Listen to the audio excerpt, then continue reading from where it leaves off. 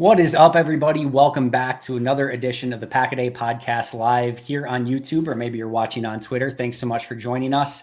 I have two incredibly special guests. As soon as I decided to do this whole crazy thing, these were two of the people that I reached out to immediately because I needed to get the band back together. The original Green Bay Nation crew. I am joined by the one and only Lily Zhao. You can follow her on Twitter at Lily S. Zhao. She, of course, is a sports anchor and reporter in Milwaukee for Fox 6. And of course, you know my good friend Marques Eversoll as well. You can find him on 107.5 and 1400 The Fan in Green Bay. Of course, his signature show, Better Call Eversoll, which deserves an Emmy for name creativity in and of itself. Friends, thank you so much for joining me. Can't wait to talk Packers with you once again. Excited about it. So before we even jump in and get started, I have to do a huge shout out because both Lily and Marques are two of the most influential people in my time covering the Packers. Lily gave me my first opportunity ever with anything TV related, and Marques gave me my first opportunity with anything radio related. So I am super grateful for both of you. I'm sure it is one of the bigger mistakes on both of your resumes that you don't call to attention very often, but I wanted to put it out in the atmosphere anyway. So thank you incredibly both. You are two of my absolute favorite people. And like I said, I can't wait to talk Packers with you guys today. Well, Andy, you certainly flourished. I love it. Yeah, I appreciate that. Let's jump right in because we've got a lot of Packers stuff to talk about. It has been an interesting week, to say the least. Marques, you've obviously been talking to people around Packers Nation on Better Call Eversoll every day this week, so you probably have a great pulse of where everyone in Packer fandom is at. But it seems to me that, of course, there's the people that want to hit the panic button. There's a lot of people, of course, that want to say, hey, Aaron Rodgers, RELAX, everything's going to be just fine. So, Lily, I will start with you. Are you closer to RELAX or PANIC at this point for the Packers? I am closer to RELAX. Again, I don't think the world is ending. I don't think Packers football is, they're not going to have a 3-14 season.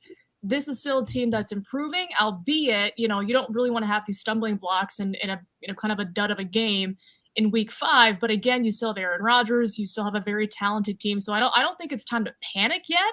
Again, if you play like this against the Jets, maybe there's more of a need to hit that panic button. But as of now, I'm more towards the relax, hopefully they'll figure things out kind of mode.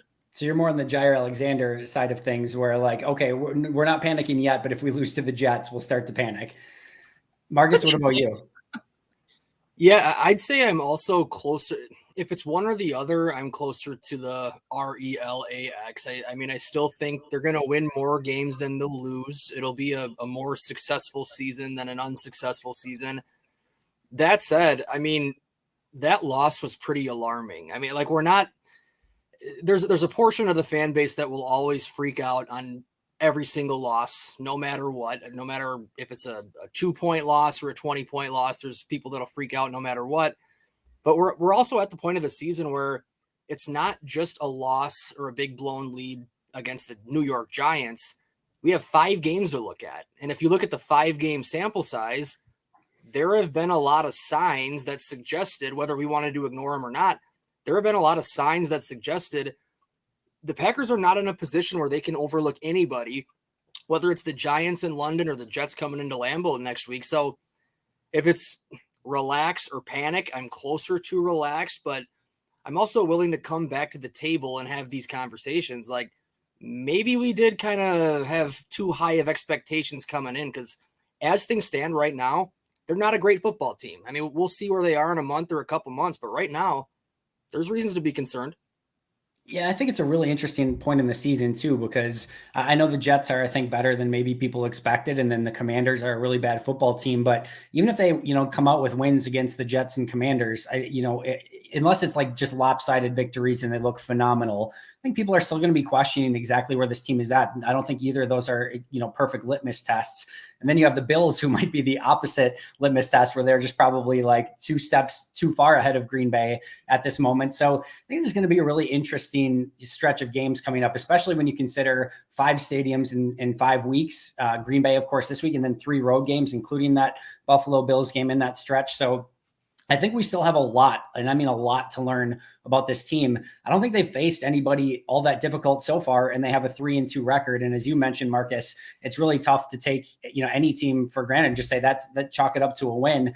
I mentioned this as well, but like you got to the last drive last game, and I think a lot of people on Twitter were like, "All right, Aaron's going to go down and lead him to a touchdown, and this is going to get to overtime." And I'm like, I don't think you can just count on that anymore. Like, this is not the same team. You have to play a full 60 minutes of complimentary football if you want to be able to get out of, those sort of situations with wins. They didn't do that, and it obviously was an issue.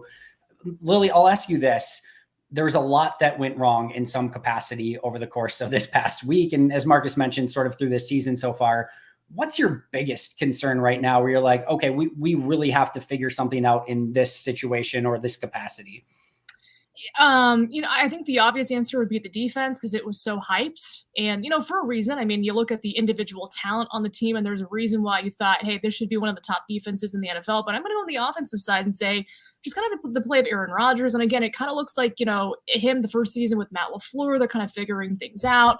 But it's just he's not as accurate. The deep balls aren't there. And it seems like the chemistry is still building with those younger guys. And now that Christian Watson potentially could be out, it's can you trust Romeo Dobbs even more and get the ball to him? So I think it's just the play of Aaron Rodgers. We've seen him kind of miss some open guys down the field. He's holding on to the ball a little bit too long sometimes. And I know a lot of people were saying, hey, he was playing hero ball against the Giants, in the second half, and they weren't committing to the run. And it's warranted to say.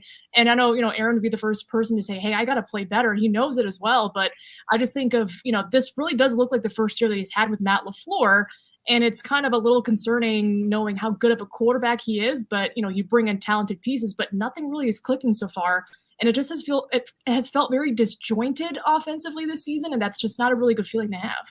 Marcus?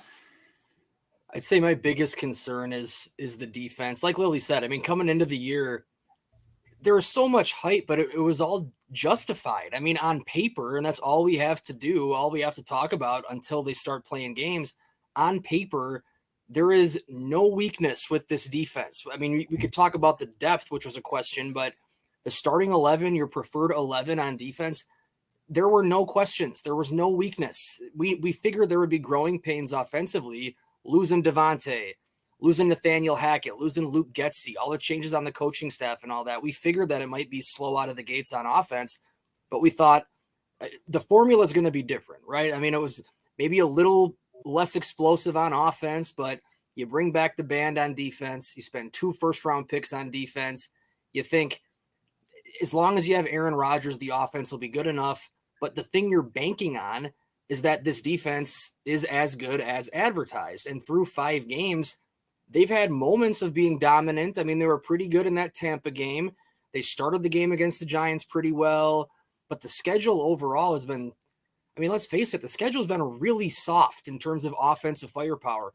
They got torn up in that first half against the Vikings. Justin Jefferson is still catching passes. Packers are still not adjusting, but since then, they haven't played anybody.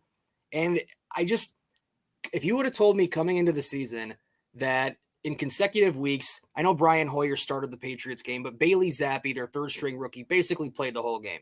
Yep. If you would have told me that in consecutive weeks, they get Bailey Zappi's Patriots and then Daniel Jones and the Giants, and you told me the defense was basically fully healthy, I would have thought there's a chance that they pitched a shutout in one of the 2 games. Both of them, you're talking about like single-digit points allowed. That didn't happen either week. These past 2 games were both games that I think most of us figured this defense should dominate, and that just didn't happen. So that to me is a concern because there were supposed to be less questions about the defense coming into the season, and 5 weeks in, we've got questions. I agree with both of you. And I think the thing that's a little bit disconcerting is it felt like there was one real avenue for Packers, like ultimate success this season. I know at 3-2 coming off a loss to the Giants, it doesn't feel like a perfect time. It's like the Jim Mora playoffs. You want to talk about playoffs sort of thing. But like, I think the formula we all thought was going to have to work for this team to reach its ultimate goal had to include not just a good defense, maybe not even a really good defense, but probably a great defense. there's no juggernaut offense. Like, I don't care how much Aaron Rodgers like improves, back to his, MVP self through the course of the remainder of the season. I don't think there's any scenario where just like Green Bay all of a sudden figures out a juggernaut offense that can hang with the Bills and the Chiefs and some of these really talented teams, right? The special teams, I think, has sort of already met our expectations and just not being incompetent, which is a huge step in the right direction.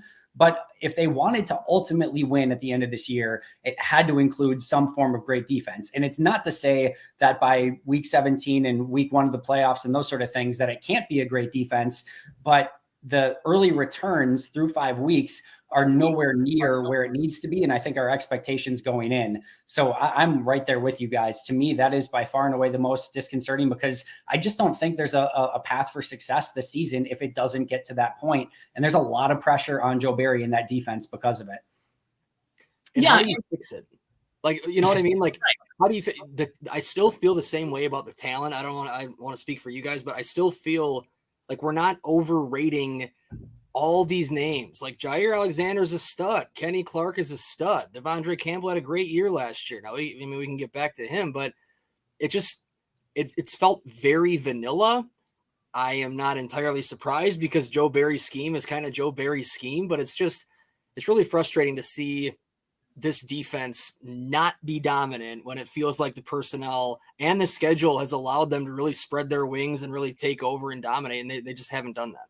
Yeah, and I think, last year we saw a lot of those big splash plays, right? We saw Rasul Douglas, the pick sixes. We saw all the big sacks. We saw all the takeaways. And, we really haven't had that this season. Yeah, there was that, they had a game with 2 punch outs and fumble recoveries, but outside of that, they really haven't been taking the ball away. And that's what we've been used to seeing with this defense. And I think that's one of the big issues as well. It's like they just can't get off the field.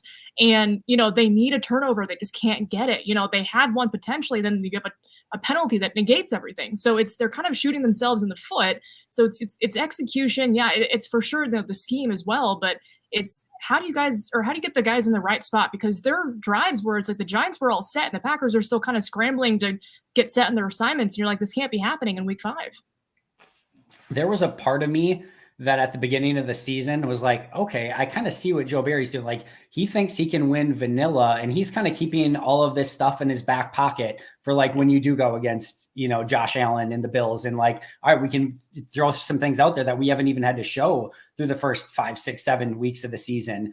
No, it just is like he hasn't had enough answers. And it seems like almost that you're playing a Bailey Zappi and Daniel Jones led offense, almost like you're playing against Patrick Mahomes or a Josh Allen and playing this, cover 4 defense, 2 guys over the top, like making sure you're not getting beat deep. And it feels like you're almost giving those teams way too much respect and not giving enough respect to your own players on your own team that can go get the job done. And Marcus, I heard you talk about on the radio today. I know we talked about it earlier this week, but you've got Jair Alexander, the highest paid corner in football, against a guy they called up from the practice squad this week, and you're playing 14 yards off against him on a 2nd and 19. And those are the sort of things where it's just like, let your guys go play. And it doesn't seem like it's there right now. I'm hopeful that they'll get it to that point. But the other thing, Lily, you mentioned turnovers. I do have some hope that like we know turnovers can start coming in bunches and you can gain that confidence, and all of a sudden that sets up the offense for success, and then the offense gets some easy points, and maybe that starts coming and it starts complementing each other a little bit more. But at the same token, this defense should be good enough where if you don't get those turnovers, you're still, whether it's bend but don't break or just limiting the production and getting some 3 and outs, like those are the things that they're going to have to do. And they didn't do it against Daniel Jones and a hodgepodge bunch of receivers. And I don't know how you could be anything except concerned following a performance like that. Yeah, and it's kind of the same old narrative, right? I feel like a lot of fans are like, okay, they're playing a backup quarterback. This guy's going to look like Tom Brady against the Packers defense, and 9 times out of 10 they have, because they just haven't been able. I don't know if it's they're playing down to competition. I'm not saying that because these guys are professionals in the league, they're not doing that, but it's just I feel like they play a lot better when they're against better competition. But then when you have these backup quarterbacks, it's like they're just slinging it left and right, and they're tearing up your secondary, and you're like, what's happening? I mean, this shouldn't be happening, but I feel like every time they're playing a backup, you kind of expect it to, and that's not really the narrative you want to have. No, I sent a text to my brother the other day. I'm like, I don't know if this makes any sense, but I would have just about the same level of confidence in the Packers defense going against an elite quarterback right now as I would them going against a Daniel Jones or a Bailey Zappi. Like, I don't know if Now, I have a feeling that feeling might slightly change on October 30th before they play Josh Allen and they give up 38 points to the Bills. Like, that might change, but that's kind of how I feel right now. Like, it's just, I try really hard not to be the armchair coach guy where it's like, I know a lot of fans will say, this is what LaFleur's, or I could call plays better than LaFleur. This is what Barry needs to do. Like, I don't know exactly everything that goes into game plan. Like, the guys over at 1265, they've been coaching for a long time. They know what they're doing. But there are some things defensively that just seem so self-explanatory. If you're playing that soft outside, you can call up practice squad receivers. You can be without 3 of your top 3 receivers. And if you're playing that deep and the defense has to respect the run enough, as was the case on Sunday, you can run crossing routes over and over and over again. And unless the defense adjusts, you're giving up big gains. Like, that seems pretty self-explanatory. We mentioned Jair Alexander earlier. To me, that just seems easy. I don't know. I mean, Rasul Douglas had the best year of his career last season. He's a perimeter corner. He's 6'2", 210. He's a big guy. Eric Stokes, also a perimeter corner. Jair Alexander can do everything. Like, when you have 3 corners on the field, and this is something to Andy's point earlier, like, maybe this is something that Joe Barry's just keeping in his back pocket. Maybe he's laying in the weeds a little bit until he really wants to surprise people and, put Jair in the slot. But come on, I mean, what am I missing here? They have one corner whose skill set is conducive to play anywhere. Jair's their most instinctive defensive player. What am I missing? Like, why not have him in the slot when you go nickel? That makes no sense to me. I love discussions. No, I was going to say, I would love the discussions, because, the questions are asked and, especially even week 1, it was like, why wasn't Jair matched up against Justin Jefferson the entire game? And it's like, well, yeah, we play zone. We can't play man. It's not feasible every single snap. I get it. But again, like you mentioned, put your best players in the best positions possible. When you know their strengths, and you know where they can, cover well on the field, do that. And you're going to have a higher level of success. And, again, on those 3rd and long calls, you're playing so far off the line of scrimmage. It's kind of predictable at this point. Like, bring the pressure. These guys can do it. Bring the pressure, but it's just, I think what we expect to see on the field hasn't been translating to what has been done on the field, and I think that's a big discrepancy in terms of what we're seeing. Marcus and Lily, do you remember a couple years back with Mike Pettin, where I think it was like Za'Darius and a couple guys ended up going into Mike Pettin's office and being like, we need to attack more. Like, we're just being a little bit too soft and we need to play a different brand of defense. Like, I just have a belief that defenders like to attack and they like to go get after people, go get after the quarterback and go make plays and put themselves in positions to succeed in that regards. Like, I understand the idea and philosophy of playing a bit more off and going and making the tackle and securing it and making sure you're not giving up explosives. I understand all of it. But like, I also don't know that philosophy fits this team very well. It's not like it's the best tackling team in the world. And like, secondly, I just think at some point, like, you've got to give them something different where they feel like they can go and attack the quarterback and get after him and like, just give them a little bit of juice and energy, because it feels like they're kind of just bored out there. And that to me is another issue. Like, defensively, you've just got to give them an opportunity to go make plays. It feels like they're kind of handcuffed at the moment, especially guys like Jair. And I think that's another just brand of frustrating right now. Yeah, and it kind of feels too like, I mean, remember after the season opener when I can't say Jair flat out called out the game plan when he wasn't manned up on Jefferson, but he did bring it up. I mean, he did say, I think you all know that if I had it my way, I'd be manning up with him. You hear like something as small as Aaron Jones after the game in London saying, I mean, if you give me an AJ Dillon, the 2 carries, 3rd and 2 and 4th and 2, I put my money on it. That is an attribute of a team still so much searching for its identity right now. Like, I can't recall in the LaFleur era where you've heard a little bit of the questions coming out after games. Like, what are we really doing? And you think about it from a player perspective, you're going throughout we'll stick with the offense here. Like, we can all see what's worked well. Like, very little has worked well for this offense consistently. But when you run the offense through Aaron Jones and AJ Dillon, things have worked pretty well. I'll see it. The players can see it. And the longer they go without putting together a consistent 60 minutes, the more and more of these questions are going to creep up. And if the defense, like we're all talking about, soft schedule, backups, or just bad quarterbacks, and they're not able to just step on their throat, put them away right away, these questions are only going to get louder and louder. And it is a process. And I think an overarching point here too is like, when I talk about the defense, they haven't been bad, right? I mean, they're giving up 18, 19 points, whatever it is they haven't been bad. But this entire season, we don't need to get it twisted. Like, this entire season is about one thing. It's a Super Bowl standard. And right now through 5 games, I mean, that we're not talking about whether they're good or bad or going to make the playoffs. It's whether or not they're good enough to get through the NFC into a Super Bowl. It doesn't matter where they are in early October. I understand that.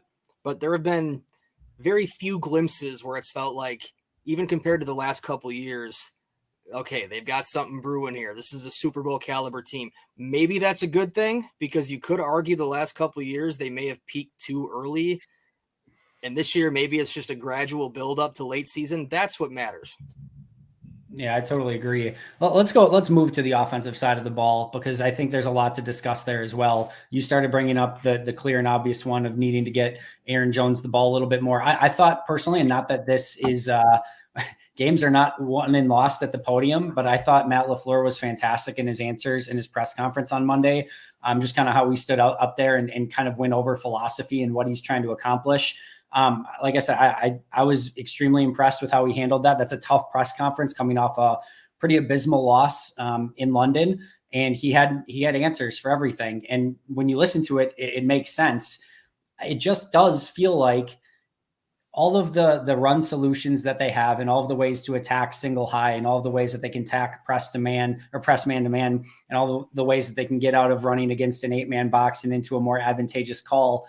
I like all of that philosophically. It's kind of like defensively, I like not giving up big plays philosophically and making the defense go the entire, or the offense go the entire length of the field.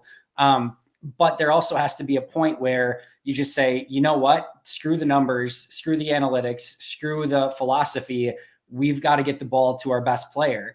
And if there was an opportunity to throw the ball 20 plus times to Devontae Adams last year, when you had an Aaron Jones and an MVS and like all of those weapons, and now there is no Devontae Adams, it would seem that the guy that you want to hone in on and focus is Aaron Jones. And it just seems like every once in a while, from the day that he was drafted, and whether it was Mike McCarthy or Matt LaFleur or anyone else calling the plays, it's like they just lose track of arguably their best player at times. And it's just the weirdest thing where, like, if it was the other way around and like they, forgot about Saquon, you'd be like, what the heck are they doing? So it's just, I don't know. Marcus, I'll let you take that whatever direction you want to go in, but it's so maddening sometimes. It's maddening. It's frustrating. It's confusing. It's Aaron Jones. As you said, Aaron Jones' entire career has basically been a mystery. And I joked this week, like, this part is not a joke. I mean, he is genuinely one of, if not the most humble guys in that locker room, just a great guy. No one's ever said a bad word about Aaron Jones. Easy guy to root for, easy guy, just a good human being and a great football player. And I joked this week, like, is it time for Aaron Jones to stop being so nice? Like, does he need to go all Keyshawn Johnson with it? Like, just start screaming, give me the damn ball. Yeah.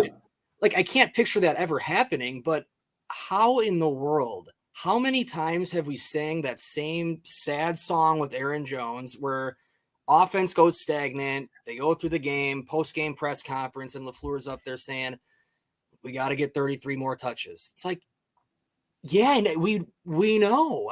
Get him more touches. There is, I realize there's certain sets, if defense is showing like an 8-man box, it's programmed into Rodgers' brain to check out of that and whatever. I understand that. But it is like coaching malpractice or play calling malpractice in that game on Sunday against the Giants to have 2-to-1, 2 passes to every 1 rush. Randall Cobb's had a good start to the season. Fine. Randall Cobb was targeted 13 times in that game. Aaron Jones carried the football 13 times. It's like, there's too many smart people over there between Matt LaFleur and Aaron Rodgers. There's too many smart people over there for this to keep happening. That part is simple. That part you and I, everyone else can see. This offense is at its best when Aaron Jones gets the ball. So give him the ball.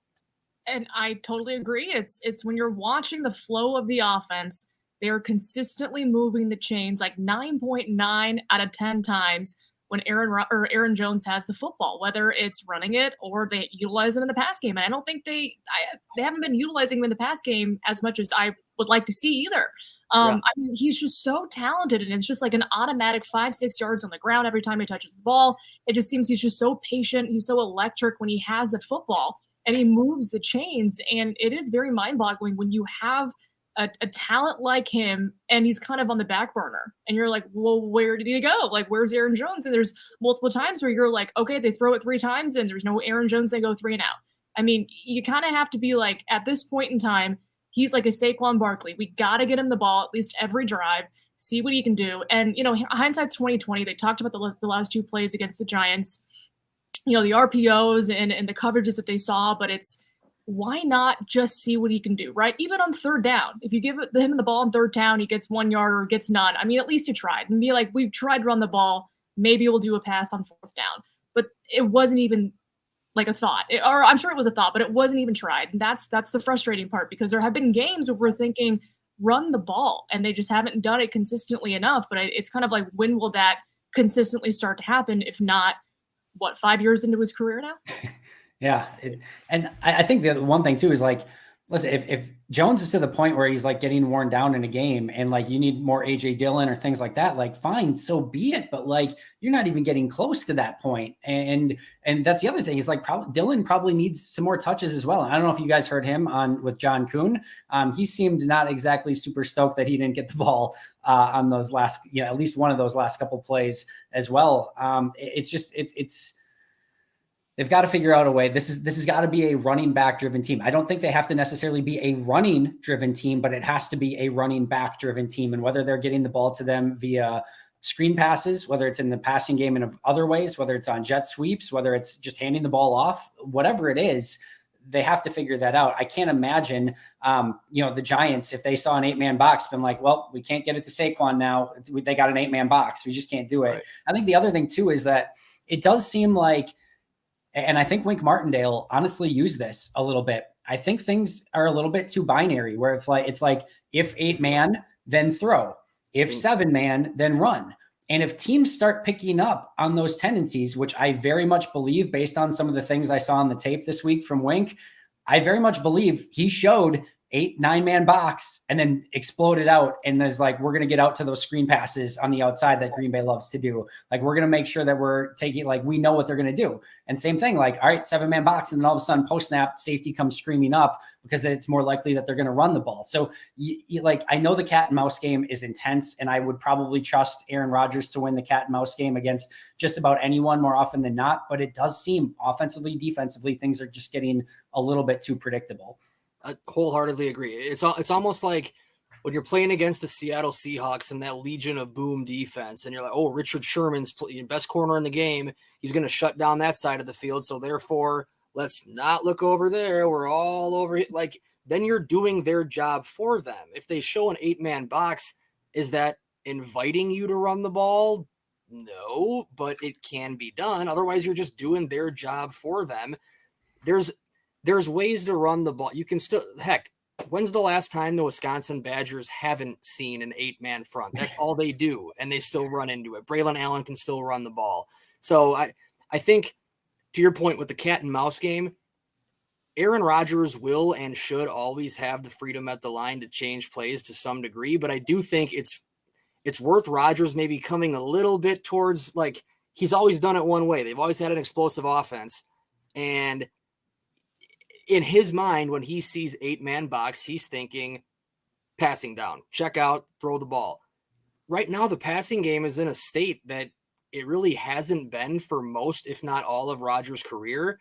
Now, I think there's got to be a happy medium. There's got to be a compromise where he's like, all right, it's an 8-man box, devil on my shoulder saying throw. But over here, I'm like, in reality now, 3 yards, 4 yards, staying ahead of the sticks, that's a successful play. I mean, it's baby steps right now for the offense.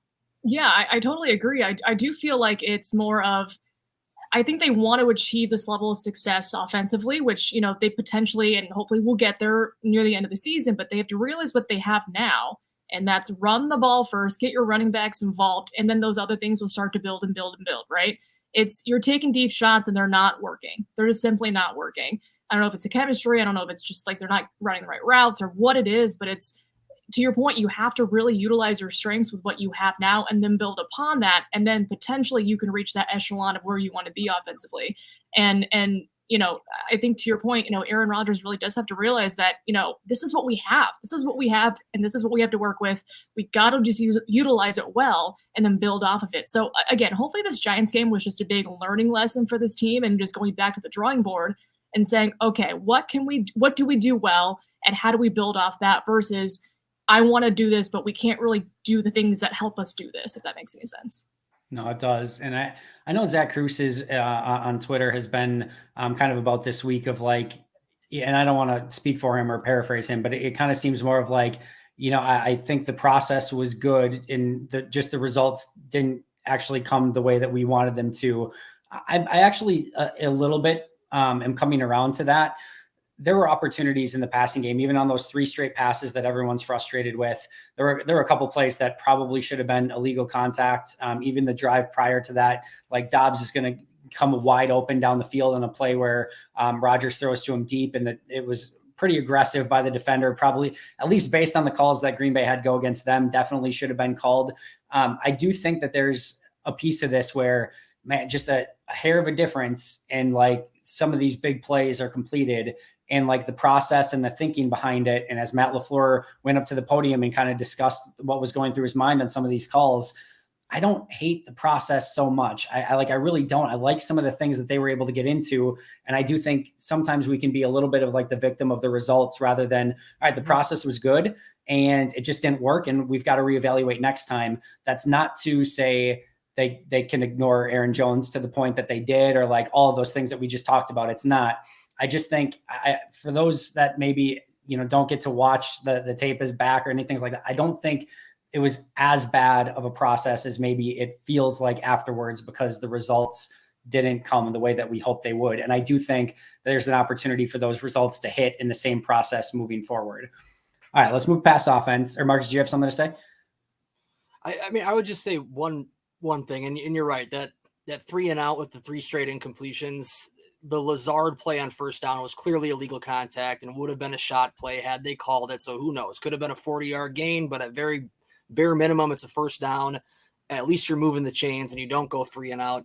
And it does just take a little bit to potentially spark some type of momentum.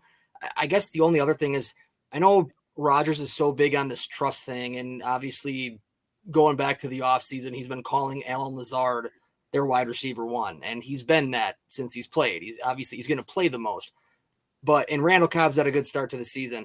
But to me, just when I watch, and this goes back to the offseason and training camp, like I haven't seen a Packers receiver get open more frequently than Romeo Dobbs. And I know rookie receivers haven't traditionally had huge rookie years playing with the Packers or playing with Aaron Rodgers. But I'm sorry, if you're looking for solutions to become a better, more explosive passing game, Romeo Dobbs is probably your best bet. Like, that might be asking a lot for a 4th-round rookie to be maybe the number 1 read in your progression. But if you're serious about wanting success, bottom line is who's the player who's going to get you there. If it's someone on the roster right now, I think it's time to put more on Romeo Dobbs. He's getting open more than anybody else. Yeah, I agree with you there. And there were a couple plays where I think he was trying to get it to him, but he was either underthrown or overthrown. So I don't know if their chemistry is still kind of clicking there, but I do agree. I do think if you need this catalyst on offense, it's got to be a guy. It's got to be Romeo, because Christian, again, with his injury status, we're not really sure. I mean, maybe it would have been Sammy, but he's still on the IR. So again, you need somebody to really step up, and I do think Romeo, or even potentially like a Robert Tonyan, they need a better production from that tight end position. And I know he's been kind of on a snap count because of his injury, but maybe you work him back in, and then you have 2 explosive guys on offense. So maybe that's just the way to go about it to really put some more points on the board. Yeah, they have to figure out something. This is not apples to apples, very, very clearly. So let me state that ahead of time. But I remember back when Rodgers had all of the trust in Jordy Nelson, and Devontae Adams was up and coming on the other side. And I think this was year 3 of Devontae, and Jordy Nelson was towards obviously the end of his career a little bit. And I remember very distinctly Rodgers' first read on almost every play was to Jordy, and understandably so. He'd been so freaking good for so freaking long. And I'm watching it and I'm like, man, Devontae's open on almost every play. And Jordy was struggling to get off. This is, I think, after the ACL, and Jordy was struggling a little bit more to get off of press coverage and separate and things like that. And there'd be times where it's going to Jordy on the left. And I'm like, man, look right. Devontae is open. And it does seem that there's a little bit of that right now with Lazard and Romeo, where it's like, I know the propensity that he wants to look at Lazard because he trusts him, and Lazard's having a nice season. There's no two ways about it. Lazard's getting open at times too, and there's things that he can do unquestionably. But you look to the other side and you see what Romeo is doing, and it's like that's the guy that you have to look to more often than not. And if he's not open, then I almost like it the other way around, where you're looking at Romeo first and watching him, because that's the guy that you don't have as much trust, right? So let's keep our attention on him. And if he surprises us or gets open the way that we think he can, awesome. Now, if I need to panic and that didn't work, now I go back to the guy that I do trust is going to be exactly where I expect him to be, because I have that progression with him. Same thing with Randall Cobb. Let those guys be your second and third reads, and let Romeo be first, because he's winning. He's the one that's winning fast. He's one winning quick. And then you've got your two guys, your trust on your second and third. It just seems that would be a better process going forward. There's a lot of stuff we could discuss today, but let's throw this softball out there. I don't even know if it's a softball, but we're 5 games through. There's no easy quarter way through the season or third of the way through the season anymore. We'll say we're a quarter through, because they're going to play 20 games, including the Super Bowl. So we're a quarter of the way through the season right now. How would you, just simple letter grade, how would you grade this team through 5 weeks, through maybe a quarter of the season, now that we've seen them for a handful of games? Marcus, I'll start with you. Ooh, I would probably say a C. I guess. What I was gonna say. Okay, good. Then we are seeing the same thing. No, the old saying, C's get degrees, right? It's a passing grade, but I don't know if anyone's really excited about a C. C is good. C means you pass, but it certainly hasn't been above and beyond any expectations. I don't think, I guess Andy, you already mentioned this earlier, but if there's one positive, you talk about your concerns and your questions, and nobody brings up special teams. When's the last time that happened? That has been good. They put a huge emphasis with it on building the roster, obviously bringing in Rich Bisaccia. Special teams have been good. Special teams has probably exceeded expectations a little bit, but offensively, while we figured there would be growing pains, they certainly haven't exceeded expectations. Defense has fallen short of their lofty expectations. So I'm going to go a solid C through the first 5 games. Well, sounds like you're in lockstep. Yep, totally agree. I feel like, and again, the eye test is one thing, and the players will say a win is a win. I totally get it. But it's just when you're watching the game, it's the feel of the game. It's, do you think this team really could just dominate in all 3 phases? There hasn't been a game I have felt like that in a while, in a long time. And again, it's not to say they can't get there, but it's just the feel of the game. They easily could be a 1-4 team. Luckily, they're 3-2. It's just, bounces went their way. They were able to beat the Patriots in overtime. That could have been a loss. And then we're talking about a lot of different things here. But again, to your point, it's the feel of this team is that they're not quite there yet.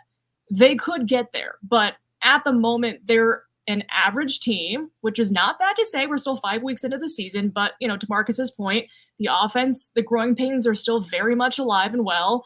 And again, you have Christian Watson, you have Sammy Watkins, who are injured. They were expected to produce offensively for this team. The defense severely underachieving at this point, and the special teams, they're doing as well as we could imagine. But it's just the feel of this team and how they kind of put themselves on the field, and how they go up against teams that you're like, they should be dominating today, and they just haven't been able to do it. So I'm going to say a C so far, and that's my grade. I'm going to go C-, and I might even lean a little bit worse than that. And a couple reasons why. I think first of all is not learning from previous mistakes. Week 1, abysmal last year. What happens this year? They completely no-show in week 1 again. Long distance travel, I know not to the extent of London, but West Coast trips and long travel has been an issue for Green Bay. They've come out flat or not been able to finish games. What happens in London? They didn't come out flat, but they certainly didn't have the level of energy and intensity at the end of the game that they needed to have in that particular game. Some of those mistakes are happening over and over. I think maybe the bigger thing outside of special teams, which I think we can all agree has overachieved to some level, to some extent, and Rich Bisaccia deserves credit for that. But outside of that, and I've been kind of mentioning this as well, I'm really struggling to put my finger on somebody that is overachieving at this point in the season. Like Romeo Dobbs, probably overachieving for a 4th-round rookie at this point. I think that's exciting. Other than that, Kenny Clark or Sean Gary having nice seasons, but is it like that far above like what we would have expected going into the year? I don't think so. I can't think of anything else that I would point to and been like, yeah, that's been a really pleasant surprise. That's way better than I expected it to be. And I would actually go pretty far in the other direction, that this defense as a whole, that even like the rookie class, the top of the rookie class, Watson and Wyatt and Quay, not probably where I would have liked them to be at this point. The offensive line, far below my expectations. Aaron Rodgers, far below what I would have expected him to be through 5 weeks. I just think there's far too much underachieving through 5 weeks. And I struggle to say that that's average. If everything's going below the curve, then I don't know that I can give it a C.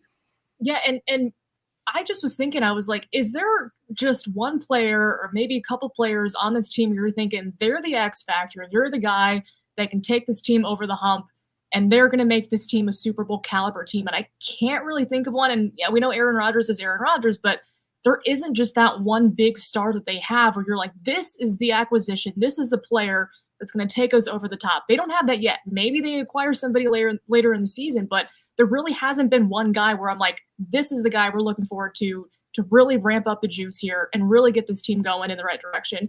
And sadly, there hasn't really been one, and they need one. All right.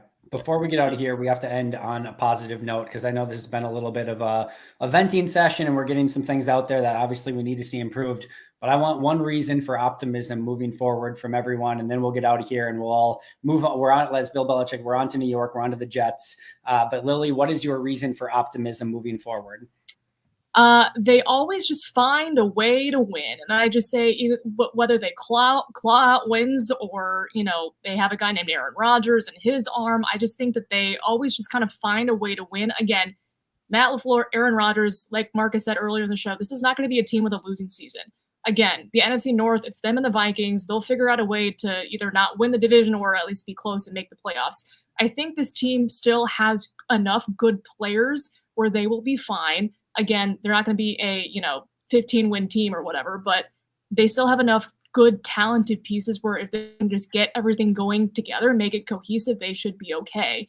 So I think that's reason for optimism. It's not like, we have a bad quarterback and a bad team with bad players. It's these guys are good. They just have to really utilize their potential. Marcus? I'll just say, so this isn't my reason for optimism necessarily, but I'll just point out like this right now could be the low point of the season. Certainly Packer fans hope that it is. It very well could be. Like this could be the wake up call they needed. They're a better team than the Giants. They should be better from this. So it's always important to try to keep it in perspective when it is early October. This could be the low point. If there's one reason for optimism though, I'm going to actually go to the offensive line. And I'm going to say that because, like, as you said, Andy, well below expectations through 5 games. They have too many good players. They've got 2 all-pro caliber players along that offensive line. They are going to be better. I would put any amount of money on it. They will be, as long as they stay healthy, they will be a lot better by season's end than they are right now. And if you tell me that you have Aaron Rodgers, you have your preferred 5, a healthy offensive line, and you have a healthy defense, then the Packers have a chance to make noise in the playoffs. But the offensive line is huge. They haven't been good to start the year, but they're just too talented to stay at this level of play. So I'm still confident in the offensive line. Yeah, I totally agree. And I think the thing for me is that outside of tight end, where I'm not sure you have a solution on the roster right now, and maybe Tunyon can get his legs underneath him a little bit more as the season goes along, but every other position on this team, I feel like there are baked in solutions on this roster right now. I've seen MVP Aaron Rodgers the back-to-back seasons. We know Jones and Dillon are ultra talented. I have seen the flashes from Dobbs that I need to see. And I think Dobbs, Lazard, and Cobb as a trio, maybe a little Sammy Watkins as well, can be good enough to be what they need at wide receiver. Offensive line, you just mentioned it, Marcus. Elton and Bakhtiari at tackle should be really great moving forward. It might take a little bit of time, but it should get there. I have faith in Myers. I have faith in John Runyon Jr. I think right guard might need to be looked at, but even still, even if Royce Newman isn't exactly what you would ultimately want him to be. Like if that's your fifth guy, you can live with that if those other guys are playing up to expectations.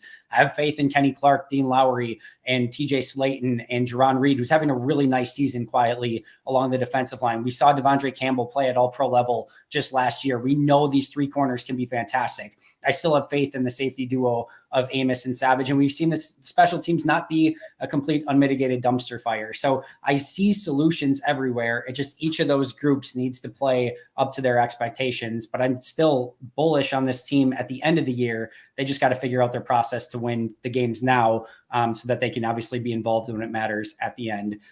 Friends, thank you so much for joining me for this. I will appreciate you both forever. Lily, where can we follow you on Twitter and where can we find your work? Fox 6 Milwaukee, and right there on the screen, oh, there I am, Lily S. Zhao. All right, perfect. Marcus, what about you?